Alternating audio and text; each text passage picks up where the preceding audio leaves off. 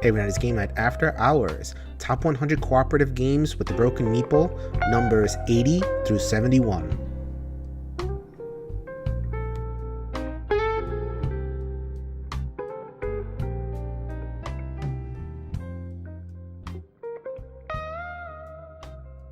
Yo, my peoples, what's up? Welcome back to the Every Night is Game Night podcast. I'm your host, Jason. Thank you so much for joining us, and welcome to Top 100 Cooperative Games. This is a list that I did with the Broken Meeple, Luke Hector. The entire list is on Luke's YouTube channel, The Broken Meeple, right now as we speak. It is probably the better way of experiencing the content because there's a lot of audio gags and show and tell that we do on the screen, but there are some people who prefer the audio version, so I'm here to give that to you right now. So if you have a little bit of trouble following along with the different numbers, the different items there, go ahead and check the timestamps. I've tried my best to line a timestamp up with the game that we talk about. So this is another part of the list. Hope you enjoy.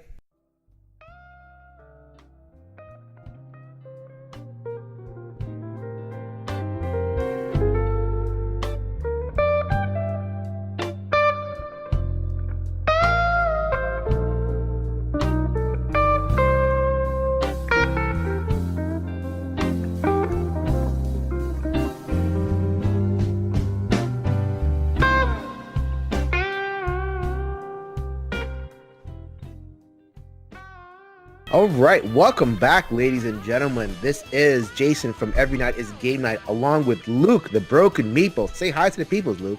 Hey, everyone. Hey, what's going on? We have returned to Top 100 Cooperative Games.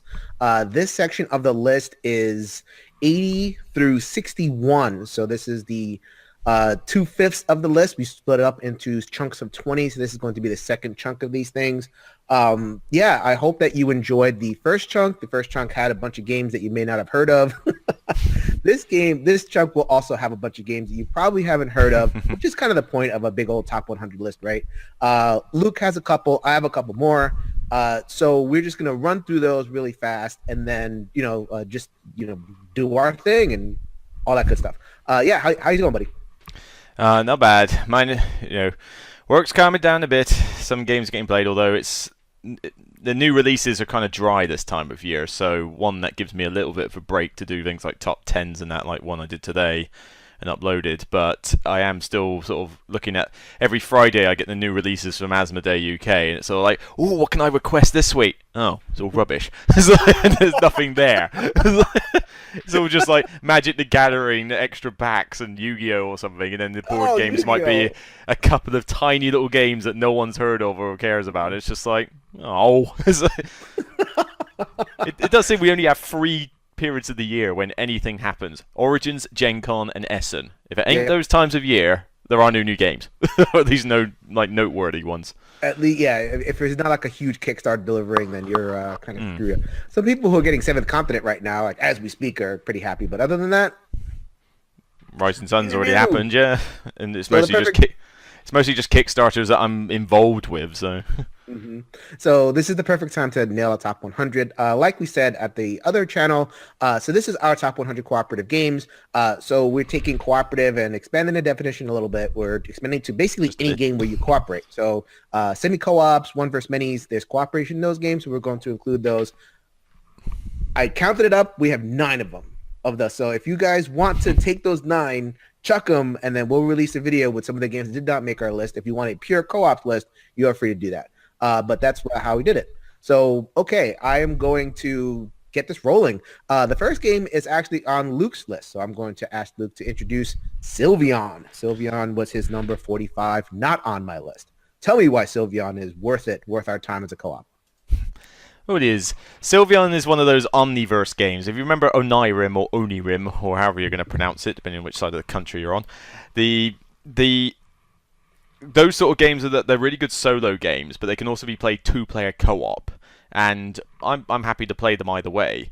Sylvion's one of the ones that doesn't get talked about much. Everyone talks about Onirim and usually leaves it at that as the best one. And what have you got held up there?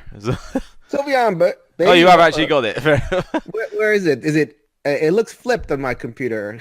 No, it's there. It's there. It's just all Okay, there sort you go. of dark and grey, but that's the one with the big giant fireball in the face. Yes. That's the one.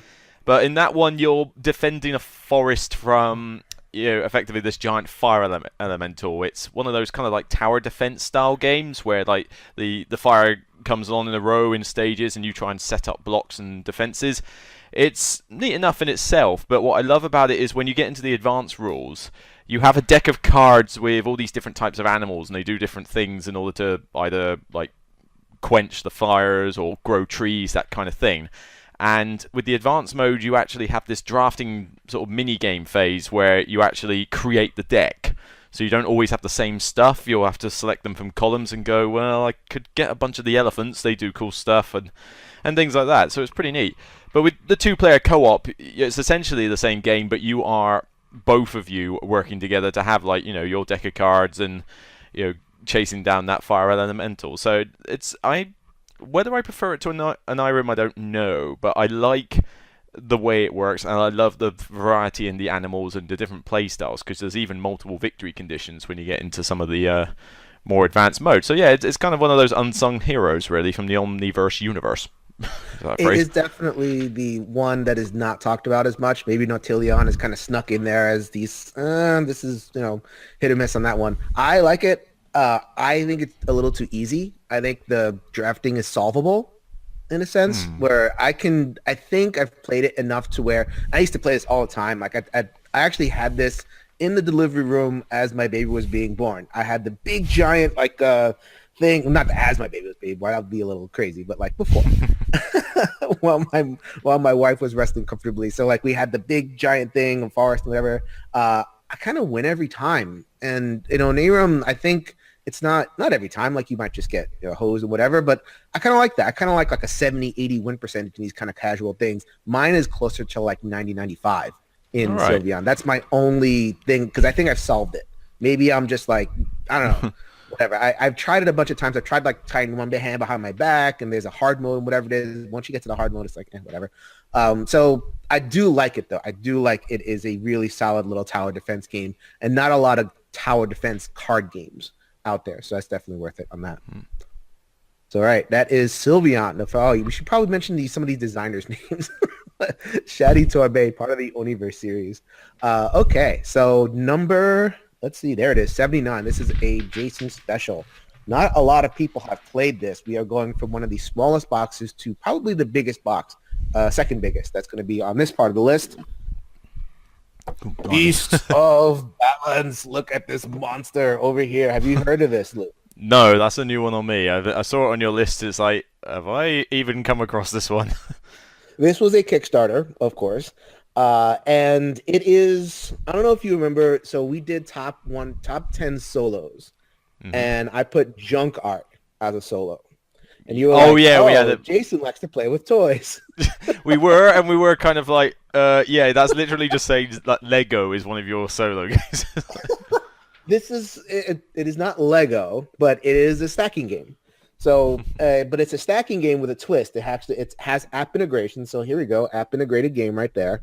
And what you do is, so you're building, you have all these pieces, and you're building with all these pieces, and you're trying to build as high as you can to balance them.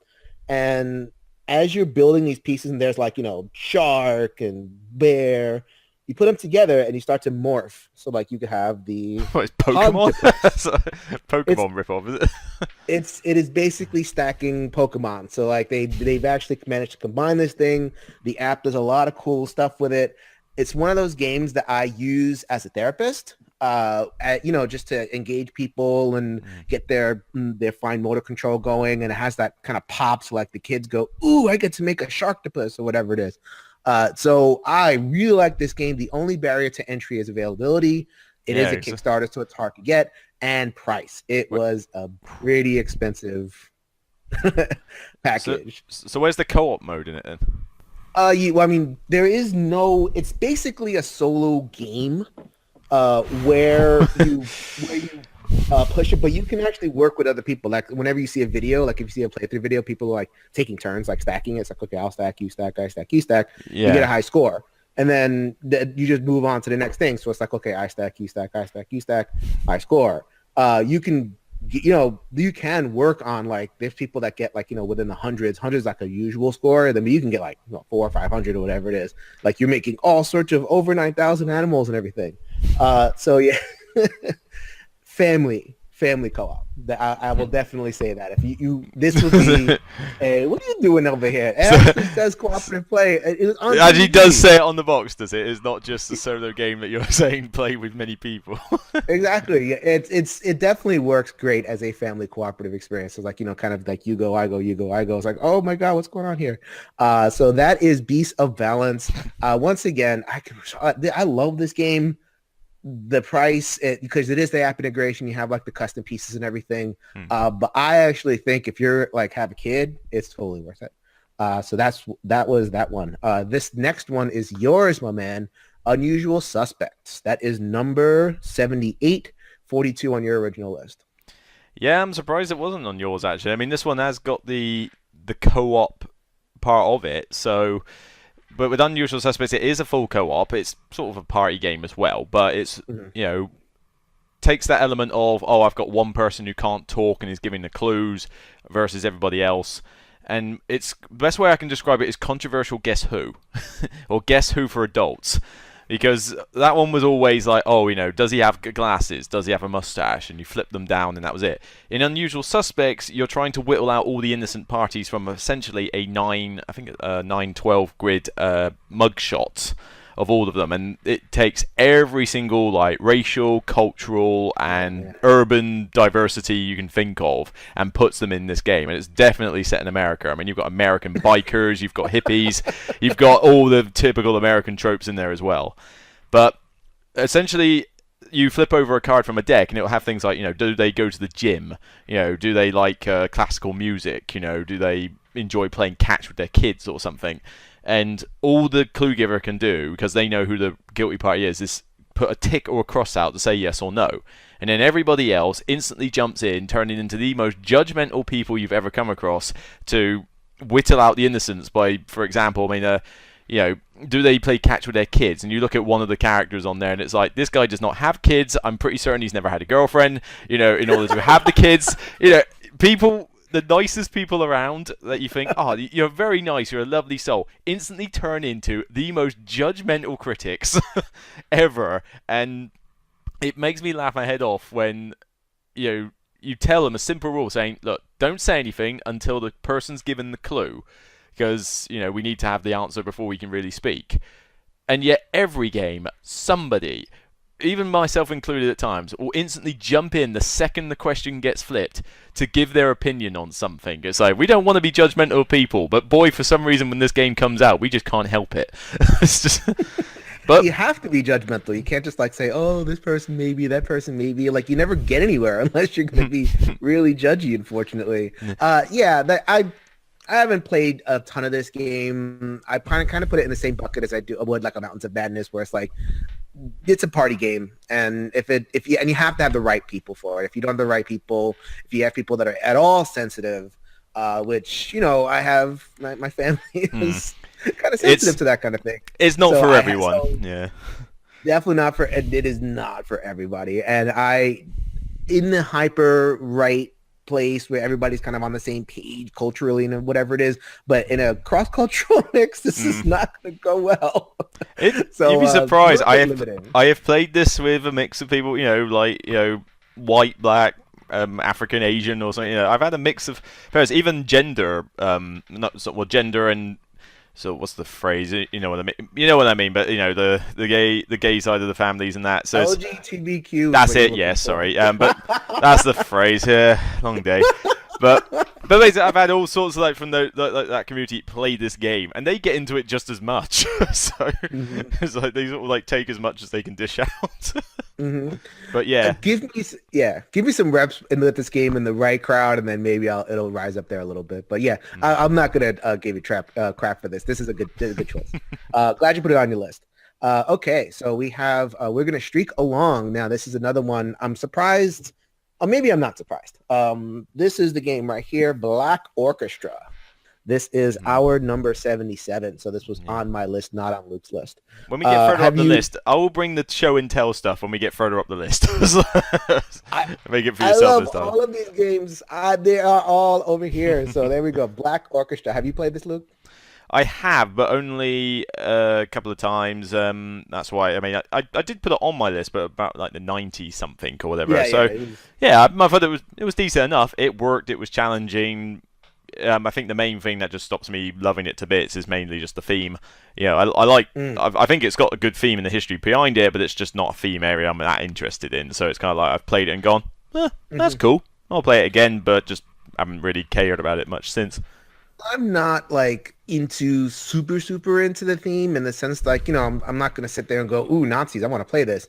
But it is a cool kind of take on it. So if you don't know the game, it's a cooperative game in which you are a bunch of historical, like a historical conspiracy circle within Berlin, and you are trying to assassinate Hitler. And you win the game by assassinating Hitler, which, okay, that's a little shocking. Everybody wins. It's a little shocking. And it's kind of this like you're sneaking around the board. So the board is the usual kind of pandemic style. You're in a bunch of locations, everything, so you have to go and farm up some items. Very pick up to deliver. So like, bring a thing here, bring a thing there. So you're playing like the secret agent type things. While you're gearing up, you're getting your secrecy up, you're getting your zeal up. So once you get a certain number of zeal, because you can't just like wake up, roll out of bed and assassinate Hitler. You have to like build up to that. So then you have to, and Hitler's like a piece, and a lot of his different like like Goebbels and everything are also pieces. So you have to get Hitler at a certain place at a certain time with certain items, and boom, And I think what stops this game from like hitting another level, not just the theme, but there's a lot of dice. Like dice, you use dice for pretty much everything, and if you miss the big dice roll, you're host. Yeah, that's it. It has Yeah. a bit of a luck factor to it, but it's not too complex that it's or too long that it Mhm. is too much of an issue. Really, I think if you can tailor the length, can't you? In it, You are gonna be over an hour. Like yeah. you're gonna be over an hour in this game. So that Mm. that that's the kind of thing about it. So like if my thing is like there's a randomness to length ratio that I can tolerate. So like if a game is too long, the longer the game is, then the less random I would like it to be. So like if Mm. we did one deck dungeon and the other thing, one deck dungeon is fairly fast. I'll just give me some randomness and I'm good with that. This game is over an hour, bordering on two for Mm. the decent length playthrough. Do you want after an hour and a half to come down to a lucky dice roll and be like, oh, womp womp, and you get a couple Yeah. of cracks at it? So not sure why they did that. I think like, I hear some people defending it. Oh yeah, this is fog of war. You never know what's going to happen. And well, It if I gets know I'm going to it fail gets a the dice theme roll. strong. The theme is strong with it, and to be fair, people like the Firefly game, and that's like 3 hours and then a lucky die roll. So that's the same sort of thing. But nah, I mean, those who are interested in the theme quite Yeah. like Black Orchestra for that, Mhm. and even if like the backing behind it wasn't exactly okay, who's this? Who's published it, who's designed it, etc. But nah, if you like the theme, it's definitely worth checking out. Yeah, I like it. I don't have it. It is in my friend's collection, so I'll be able to borrow it anytime I want to play it. It has a lot of historical kind of information. So like, even though it's this kind of like a historical thing, Hitler was not assassinated. Spoiler alert. In real life, but like you're gonna see like Dietrich Bonhoeffer. These are real people and all this other stuff. So there's a lot of history, good tension. I do really like the game. I'm just saying like, okay, this is I guess why it hasn't reached that second level of popularity. Is that some of these issues, but that is Black Orchestra. The next game is totally mine. I'm pretty much sure that you've never played this game. Yeah, this is. I've heard of this one though, at least. You've This at name, least heard of this one. yeah, this name does This ring a is bell. Gloom of Kilforth is one of those giant fantasy, big games. Like a Gloomhaven type game. Ah, Only this game kind of goes but I mean just in terms of like a giant fantasy scenario game. But it goes in the other direction. It's more like I was kind of teasing Tristan Hall. Tristan Hall at this point has become a friend of mine. He's been on my show a couple of times. I was teasing him and saying like this game feels like Talisman Advanced. So if you play Talisman, yeah. have you Have you played Talisman? Oh yeah, there's a few people I know that are fans of it in the sense that they know it's a bad game, but we just play it for laughs. It's like Monopoly, basically. It's our geeky Monopoly. It's geeky Monopoly, right? So like Mm. this is much better than geeky Monopoly, but you're roaming around the land, and you're slowly gearing up to take out the bad guy. And the land is like a 5x5 grid of cards, so you're kind of crisscrossing across the same land, but you're gearing up a little bit, and then you have to get to a certain place and you have to beat whatever scenario monster is out there. So I mean, that sounds like Talisman, but there's a lot more modern mechanisms to it. I'm getting the Kickstarter. The second printing is coming in soon. Can't wait to see that. So don't want to talk too much about it because I know Luke hasn't played it, but I can definitely recommend Gloom Kilforth if you want that experience of just roaming the land, leveling up, rolling lots and lots and lots of dice. There's another game that is very similar that's going to be a little bit higher on the list that I think Luke could recommend more, but I'm going to hold on until we get to that list, and I'll point it out when it comes. So that is Gloom of Kilforth. It is on my list. That made number 41, so I actually really 41 is a pretty high thing for me, so I really like it. If it's a big box, it'll be high on the list. Yeah, I'm sorry, I didn't hear you. If it's a big box, it will be high on the list. Is that the rule of thumb? So far, we've had decent balance. You've had Gloom and Kilforth. You even mentioned Gloomhaven also. So basically, if it comes in a suitcase box, it's going to make your top 50. If we could bury a cat in the box, we can get there. Okay, so that was an in-joke if you wanted to hear our top solo list. Anyway, so I am not an advocate of burying cats, believe me. Okay, so the next one is yours. This is Battlestar Galactica. It was actually number 41 on your list, so we're basically trading off number 41 places here. So Battlestar Galactica, tell us why that belongs on the list. Why is it not on yours? I'm curious about that. Because there's a better one that does basically the same thing, only way higher on my list.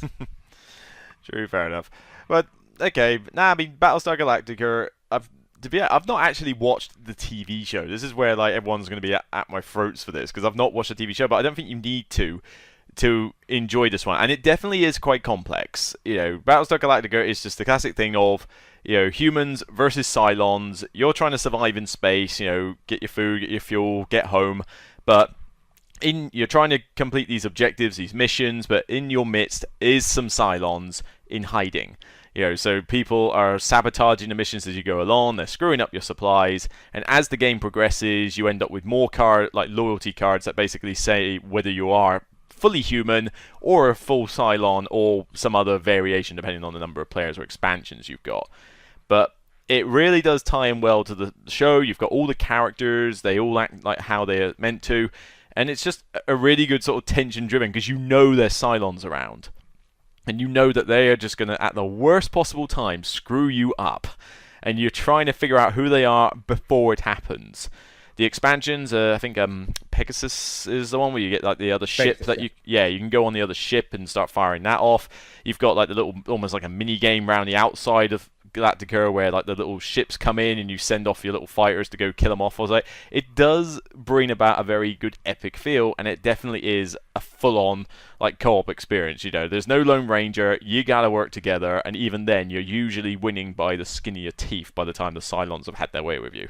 So, yeah, I mean, I don't know the TV show. Probably I'm never going to find time to ever watch it, but the game is enjoyable. If anything hurts this game, it's long. It's a long, complex affair. What are you, 3-4 plus hours, somewhere around there? It varies. I mean, 3 hours is kind of more typical. If it goes any longer than that, then people are taking too long. But yeah, it's not a short game, and that's the bit that hurts it, but it does give it a good co-op feel. I'm really, you are probably the first person that I've run into, not that I've run into a million people, that like this game but aren't familiar with the IP. Usually people who want to play this game are either familiar with the IP or they just want to kind of play in a sci-fi world, like they like sci-fi. So the other game we're talking about is Dead of Winter. Clearly is going to be higher on our list because it's Dead of Winter and people like that game. But this game, I'm willing to bet if in a world where Dead of Winter didn't exist, this game would be a little bit higher. Or if people like sci-fi or whatever the IP is, it is too long. I mean, I don't need that. I mean, plus, like it's full of it's long and it's full of negotiation where people don't really know what's going on. I like Like that though. you just kind of dither, you know. Like if I wanted to, if I don't need a game to dither, I could dither doing whatever I want to do. So anyway, it's a neat one. I'm not going to talk too much stuff about it, but it is not on my list. Sorry though. But that is Battlestar Galactica. So next coming up, I have two games that did not appear on Luke's list. One of which, though, the one that I'm going to talk about right now, another form of this game appeared on the list. So I'm willing to. I'd like to hear your stuff about Dragonfire. Dragonfire is the re-implementation of Shadowrun Crossfire, which did appear on Luke's list, did not appear on mine. Pretty down below, so we're not going to talk about Shadowrun Crossfire. This was number 38 on my list, so that's pretty darn high. This game is a deck builder, but it has a certain wrinkle on deck building. In deck builders, you're used to kind of like flying through your cards. So like you build your deck and you're shuffling, going all the time. In this game, the cards come a lot less frequently, but they come directly into your hand, and you are going to use those cards to beat monsters in front of you. You're doing basic like deck building things, but I find it to be a lot more kind of tactical on the board. You're not there to build the perfect deck, whatever it is. You're buying cards. You're desperately trying to. This game is hard. Like let's not mess with it. Both Shadowrun Crossfire and Dragonfire. This game may be a little bit easier because it gives you a couple more tools. Like it's actually more involved than Shadowrun Crossfire. It gives your hero a little bit more tools to deal with the thing, but it is still, you're still going to get reamed in this game. What did you think of Shadowrun Crossfire? Shadowrun Crossfire, I found it good for that. I mean, I played the Shadowrun RPG, so that kind of was a thing for me. But even then, it was low on my list, and I don't think I even got it into my 100 at the end of the day, or it was low enough so that it never hit this chart. Because the main issue with Shadowrun Crossfire is that the game itself is fine, not the easiest to get into, but it's a deck builder. You're working together. It's a good co-op, and it's got the good sci-fi theme with it. The bit that hurts it is the leveling system is atrocious. Oh. You have to house rule the XP system like crazy, and if you're willing to do that, it's still decent. Even if you can get past that whole if you fail the scenario, you do this little other things to see if you fail it badly or fail it less badly. It's kind of odd. But the leveling system is ridiculous because you have to play a ton of games in order to get this, to get your guys to have any remote ability increase, and they're not usually that impressive at first anyway. So you have to pretty much house rule that you get XP just for sitting at the table so that you level up quicker and can get into the new stuff a bit faster. But, yeah, I mean, the deck builder's fine. I mean, it was low on my list anyway, so it wasn't one that I was going nuts for. Dragonfire is just simply a case that I have not had a chance to check that one out. But because it was based similar to that one, from what I heard, I didn't seek... Similar. Yeah, I didn't seek it out. And I could have combined them. I could have combined them on a list, but they're different enough. Dragonfire adds a couple of things that add complication. Like you would think like a big kind of wonky game, the next edition would kind of simplify it. No, sir. They added more. And it's just as hard. Like, you have the event deck and you could die all sorts of ways. You could die to monsters, like just doing damage to you over and over again. You could die to the event deck, which just like, oh, I'm going to win. No, you're not. Now all of a sudden the enemy is immune to damage for a round and it's just going to, freely attack you. And it's like, oh, well, there you go. But at the same time though, like when that stuff doesn't happen, and we're talking about like a bell curve. So like there's times where it's going to be really easy, times where it's going to be really hard, but like the middle times, it's very satisfying because it's really smart. Like you have to really kind of challenge yourself to say, build your deck properly, get the right items, build the right combos, and as opposed to a lot of deck builds where you're focused on your deck, like I said, you're focusing on the you're focusing actually on the board and the monsters. Like, you're not just buying a card because it combos well. You're buying a card because that monster over there needs to die right now. And you have to, realign your brain a little bit. I really enjoy that experience. It's, the hour and a half, and it's a lot of expandability. They are releasing packs for this all the time. So if you want to get into Dragonfire, you like that sound of that, I can definitely recommend it. So that is Dragonfire. And Shadowrun Crossfire, it's still there. Like, it's not like it died as a game. Although I take that back. The printing is very wonky. It's hard to get a copy. But if you can get a copy, I think people are selling their copies now because Dragonfire came out and people are like, oh, this is better than that. You might be able to get that a little bit easier. So, so that is Dragonfire. This next game you have probably not played ever, ever. Very few people. This is one of those kind of, if you like it, you are into it, and you're gonna preach the praises of this game. And if you're not, you probably never heard of it. Is it Kickstarter, and does it come in a suitcase? It.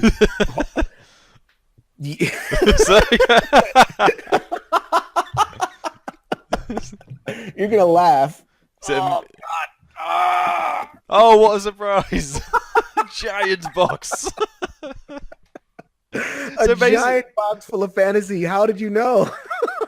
I'm just getting a trend here. And that does seem to be the thing on Kickstarter these days or something. As like, here's a giant box full of stuff with a cool cover. It can crush and kill you, therefore it must be amazing. That is pretty much what Kickstarter has become these days. Oh, okay. So this is a little bit different. So this is Darkest Night 2nd edition. So this is an old Victory Points game. So Victory Points... Yeah. Hey, you take that back. No. I've got a couple of their games. They do some of these games, but you're talking Victory Point games, to say, because production quality was never their strong point. So exactly. But that one looked a lot nicer. So Victory Point games, they used to, if you don't know, most gamers who are going to be watching this know, but if you don't know, Victory Point games, they make a lot of like solid games, solo co-op, that kind of thing, but they're in these pizza boxes, and they use laser cutting technologies as opposed to like kind of outsourcing it to China.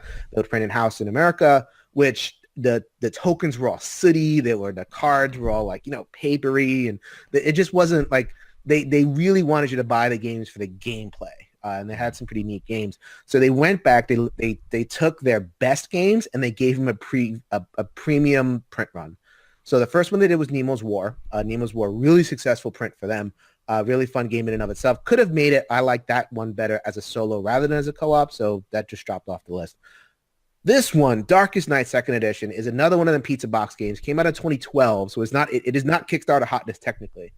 But they did kickstart the second printing, and the reason why this box is so big, look at this thing. Let me just for you, Luke, I'm going to whip it out one more time. There you go. And upside down.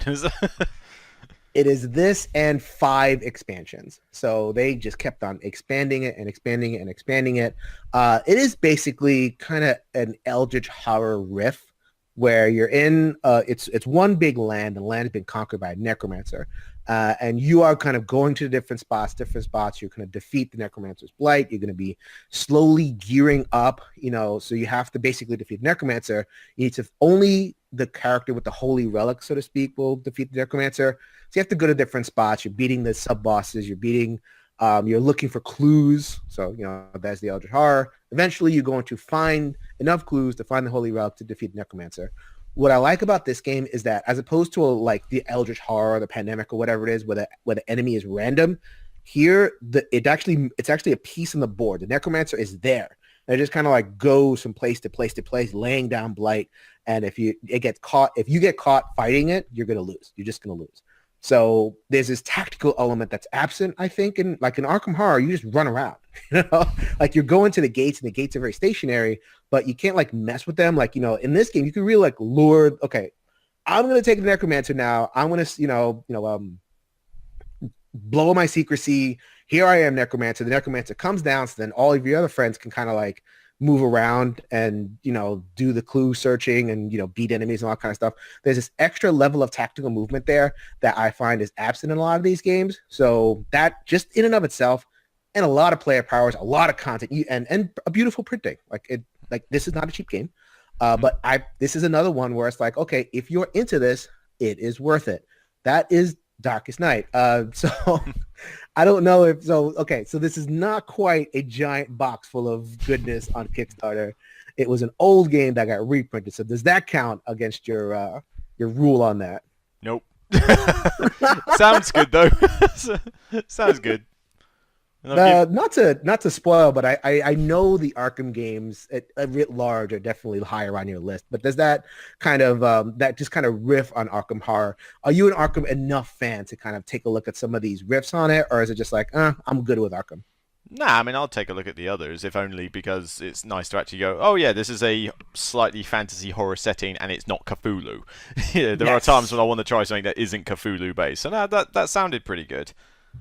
Yeah, that is Darkest. I really enjoy this game. I mean, we're getting to the point where, like, if the game is off Luke's list and on my list, it is really high up there. And there's a few of those that the higher we get, the more enthusiastic we're going to get. So I'm really looking forward to the rest of the list. I think it just gets to that point where, like, if it is one of these Kickstarter projects, then you are going to have the issue that, you know, one of us may not have played it, but then I wonder how many out there have also played it. Because if it's Kickstarter only, like it never got a retail version, it means that only a diehard cult fan base is going to have the game and more than likely love it, but it will be that cult fan base. I mean, you know, Kingdom Death Monster much, you know, same sort of thing. The cult fan base for this game has a cult fan base, but the cult fan base is actually people who like the pizza box printing. Like, as a matter of fact, there are people who complained about the second printing. They're going, you know, I like the older version that had like gothic art and it's very, you know, gothic feel and everything. I'm like, just enjoy the fact that you're not getting soot all over your hands while you're playing and stop complaining, you know? Well, I got Trieste is the main one I've got from Victory Point Games in the other room, and you know the cards and that are pretty basic. I don't think they're sooty, but you know they're pretty basic artwork, and there's not much in the way of component quality there. But it comes in what is pretty much just a fold-away cardboard box. You know, it's essentially like a miniature shoebox for it. And it's just okay, come on, I wouldn't mind a better printing. They are slowly pounding through the back catalog of titles. Like I said, Nemo's War, Darkest Night, now Gem Rush, which is a amazing little game. Did not make my list again because I preferred solo to co-op. I actually made my list, but a little bit lower. I want to see what it does with the better printing. So I think if one of their games is good enough, they're going to revisit it, which is, you know, a pretty cool thing. All right. So this next game made both of our lists. It made my list as number 100. So it's just squeezed on there. This is much higher on your list. This is when we both played it, and you have a copy. Precinct. Give me a copy. It's like I have only been able to play this game several times because I know someone who had it, and he's moved away now, so I'm never going to see this game like again because I don't know if the UK ever had a retail proper like copy of it. It seems to be like American Central, but it's kind of like I want it. This was mine, not my friends. This was mine. I'm not giving it up. I want that game though because I mean. The theme was enough to get me to want to play it, you know, even after hearing like Tom Vassell rave about it. But even once I was in it, it's kind of like it's not that complex, but the theme just works so well, and it's a bit like playing another like I love Flashpoint Fire Rescue, you know that co-op with the firefighting theme. But we don't have a lot of co-ops in general, or even games in general, that take the emergency services themes. So we don't have many paramedic games. We don't have very many firefighting games, and we certainly have next to no policeman type games. So this one was kind of like, oh, cool, now you can run a police force. And as much as you have to suspend your disbelief at times with the fact that everything takes place in a 12-block radius. Every crime ever is like boiling with crime. Yeah, so in 12 blocks you're taking care of like, you know, traffic jams, you know, speeding tickets, you know, riots, you know, hostage situations, gang insurrections. Yeah. It gets worse and worse. You got the small crimes, but you got the big crimes as well. And it's just the fact that everything takes place in 12 blocks. So it's like, why don't you just move? It'll be a lot easier. It's like, you know, even places like Die Hard 3 and, you know, those films where it took place within blocks, they at least spaced out a little bit. But it is a bit weird like that. But the game itself, theme works great, not complicated. People get into the theme, they start cracking Police Academy jokes and all sorts of in-jokes from movie pop culture references. If you're of a certain age, those movies are old, sir. Yeah, but most people, well, certainly my age, will have heard of the Police Academy ones, but there might be recent stuff that people have watched. But on top of that, you know, you've got the full co-op mode, but even the traitor mechanic in it, I quite like. The dodgy cop, or whatever it is, the bad cop, where somebody's like a traitor in your midst. I love playing that mode as well. You know, it fits thematically and it works. But yeah, since I no longer can see this game ever again, it's like if it ever gets a retail release in Britain, I'm nabbing it. But thank you. This is. I had to. I'll give you the address. You can post it over. There you go. You know, your shelves behind you are sagging a bit. Allow me to, you know, it's true. Allow me to lighten the load. You know, I do enjoy this. Like you said before, you mentioned a couple of games I enjoy a little bit better. I cannot get past the fact that it's just, and it's not 12 blocks, it's like 4. oh yeah, so And it's a it's small, it's a small map. bubbling with crime. Like, and it strains the credulity. Like they could have gone at this in a much more realistic way. It didn't have to be so cartoony, and it makes a big deal. Like, let me just take a look. There's a thing where over here where it says that they talk to real cops in the making of this game so that it felt realistic. Get out of here! You didn't talk to nobody. You watched movies. You're reading books. You're. This is like, I can't. Like, there's certain games. It's solid. Like it has like a little thing where you either go as a cop or you can hop into cars and like, change the, get to places faster and everything. So you're that's a cool thing where it's like you can either take care of the crisis now or take a turn to hop in the car in order to be able to get to the other crisis, so there's crises all over the place. So it has that cool thing. So like, a lot of cooperative games have that kind of short-term, long-term thing where it's like, okay, do I deal with the crisis now? Or do I deal with the long term, which is in this game, solve the crime. So like you have a tracker, and if you move yourself up a tracker enough, you have enough evidence to solve the crime. So like you have to balance that. This game just really hammers you with crises all over the board, which is fine and good gameplay. I just wish for that they had chosen a different theme to more represent that, like fires. If this was actually fires, I wouldn't mind so much because you can believe that it's like, okay, it's fire all over the place, but like 7 hostage situations burbling up. Okay, you had me at 4, 5. Yes, I'm moving. I'm transferring out of this precinct as soon as possible.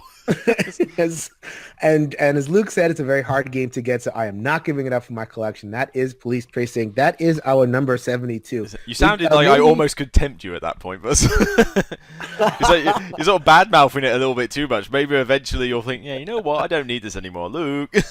I like it enough. I like my co-op, so it is staying right here. So that is our number 72. Eventually we're gonna have to talk about putting a little stamps. Like that's the one thing I would want on here is like numbers to make sure people know what the numbers are. So this next game, number 71 is Luke's. Another one of our, I believe this is not a pure co-op either. It's technically an all versus one. It's a dungeon crawl, sci-fi dungeon crawl, but it's essentially, everyone versus the Overlord. And this is Aliens, the board game. I mean, yes, you've got the Alien versus Predator one out there, but if you just want level 7. So level 7 Omega Protocol. Yeah, do not get confused with the old Escape level 7 because that was rubbish. this was barely even the same universe. This is barely the same universe, but with this one, this is if you just wanted the Space Marines versus Aliens style gameplay in the board game from Aliens, then this is where you go. Your Space Marines have gone into a space station. They've got a mission to do, retrieve something, go find out, whatever. You're tooled up with all these cool guns, and these aliens are popping out of various areas, but the Overlord effectively, they have the map layout, but they almost kind of design where certain traps and ambushes are going to happen. And a lot of it is based on I think it's called the adrenaline system or fear system. It's one of those two.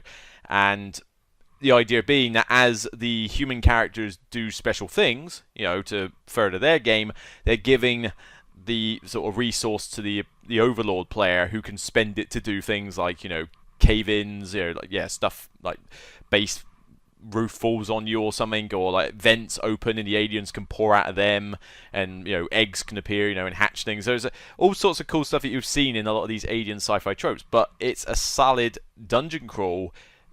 For some reason didn't get enough buzz, mainly because it's a little convoluted at times. The rule book's not perfect and it can get fiddly in places, but if you've got someone who knows the rules well, decent DM for the Overlord, it is basically like, I want to be a Space Marine, here's my giant gun, let's go in and kill some aliens, and chances I will get eaten. So it just worked really well. And yeah, it's all versus one, but 4 Marines are cooperating against this Overlord, so it's we're going to allow. You gotta convince me, man. These games belong on that list.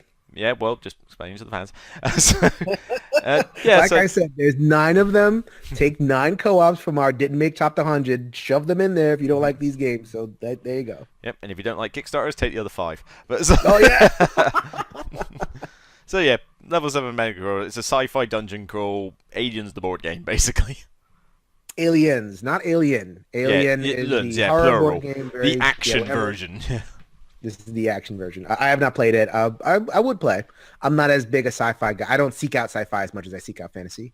I do like Star Wars Imperial Assault. I think that's a game that does something very similar to this game in the Descent system. So, I like that. Do I need Omega 7 in my life if I have Star Wars Imperial Assault? Tell me. It does play very differently to Imperial Assault. I mean, Imperial Assault is closer to Descent. You've got your characters and the opponent's already got their sort of thing set up. It's like a campaign book. This one's a bit more fluid because, I mean, you can get stuff as you go through, but the whole adrenaline thing of like, I want to do these abilities, but then the Overlord's going to get cool stuff to use later, and they might spend cheap amounts just to get the odd little enemy out, or they might save it up for these massive sort of almost like movie-esque, situations that can occur. So it does play very differently to Imperial Assault. Whether you need multiple sci-fi dungeon crawls in your life is another question. There's only so much time, but I mean, if you want an Aliens style dungeon crawl, then that's the one to go for. All right, that's going to do it for another episode of Every Night is Game Night After Hours. This has been Top 100 Cooperative Games with the Broken Meeple. You can find the video version of all of these podcasts on Luke's channel, which is The Broken Meeple, over on YouTube. If you wanted to pursue that more, we are going to continue counting down until Friday. That is when we are going to present our top 10 cooperative games, and Anthony will be back. We'll make that into a regular episode, and he'll have a top 10 list of his own. Hopefully, we'll see you there. Until then, this is Jason signing off. Later, everybody.